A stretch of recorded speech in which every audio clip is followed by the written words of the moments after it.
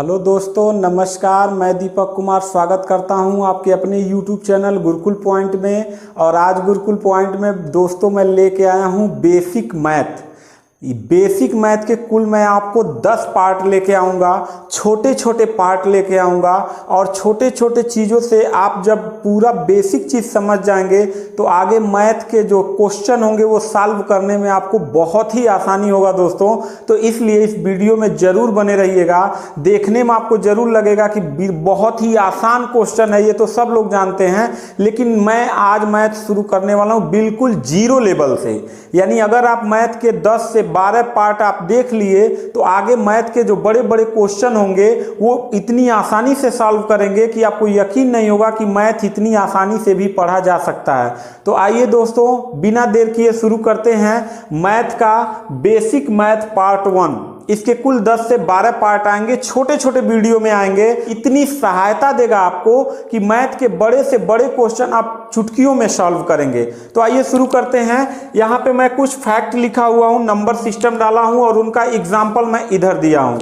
तो ध्यान से देखेंगे कि एकदम जीरो लेवल से मैं शुरू करने वाला हूँ कि किसी संख्या में शून्य का गुणा किया जाए अथवा शून्य में किसी संख्या से गुणा किया जाए तो गुणनफल हमेशा क्या प्राप्त होता है? शून्य जो है प्राप्त होता है। एक बार फिर अच्छे से समझिए कि किसी संख्या में शून्य का गुणा किया जाए या शून्य में किसी संख्या से गुणा किया जाए तो गुणनफल क्या प्राप्त होगा बाबू? शून्य प्राप्त होगा। कैसे? यहां देखिए, मैंने एग्जांपल लिया है।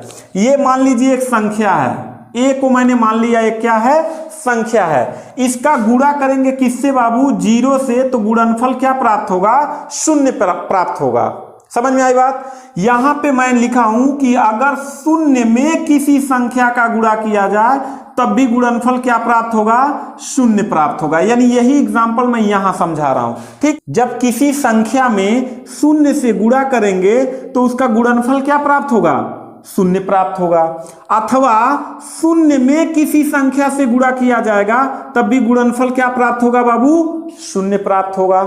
ठीक है, यहां देखिए, ये तो दो टाइप के क्वेश्चन हो गए कि किसी संख्या से शून्य में गुणा किया जा रहा है तब भी गुणनफल शून्य प्राप्त होगा, अथवा शून्य से किसी संख्या में गुणनफल किया जाएगा तब भी गुणा किया जाएगा तो गुणनफल क्या होगा? शून्य प्राप्त होगा। यहां पे 4 अंक मैंने लिख दिया, 8 0 9 6।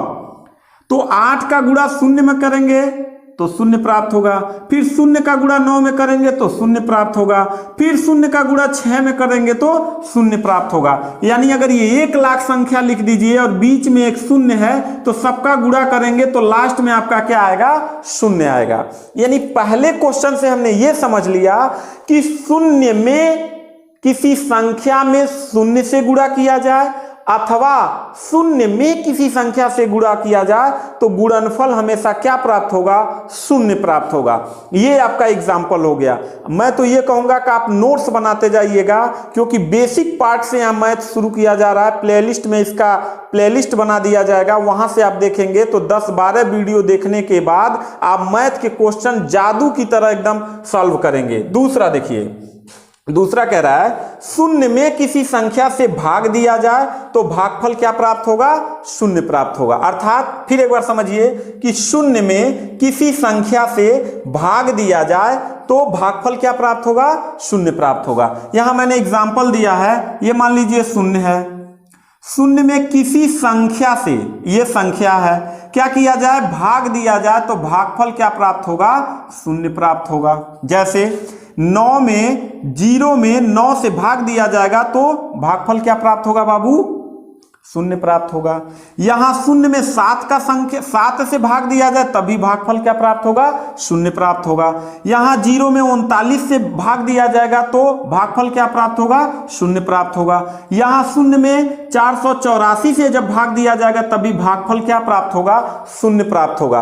कोई भी संख्या नीचे की कितना बड़ी संख्या हो, शून्य में जैसे ही भाग देंगे तो उसका भागफल क्या आ जाएगा? शून्य प्राप्त हो जाएगा। 2 चीज हमने समझ लिया। तीसरा समझते हैं, किसी संख्या को शून्य से भाग दिया जाए तो भागफल इन्फिनेटिव आता है। क्या आता है? इन्फिनेटिव, यानी अनंत आता है। इसको लिखा नहीं जा सकता। जैसे कह रहा है कि किसी संख्या को शून्य से भाग दिया जाए यहां पे तो आप तो शून्य में किसी संख्या से भाग दे रहे थे ना, इसी का अपोजिट है, यानी किसी संख्या में शून्य से भाग देंगे तो क्या होगा यहाँ पे बाबू, भागफल इन्फिनेटिव प्राप्त होगा, यानी बहुत ज्यादा संख्या में आएगा। यानी 0 से 17 में हम भाग देंगे, ये संख्या है, ये 0 है, 0 से इसमें भाग देंगे तो इन्फिनेटिव प्राप्त होगा।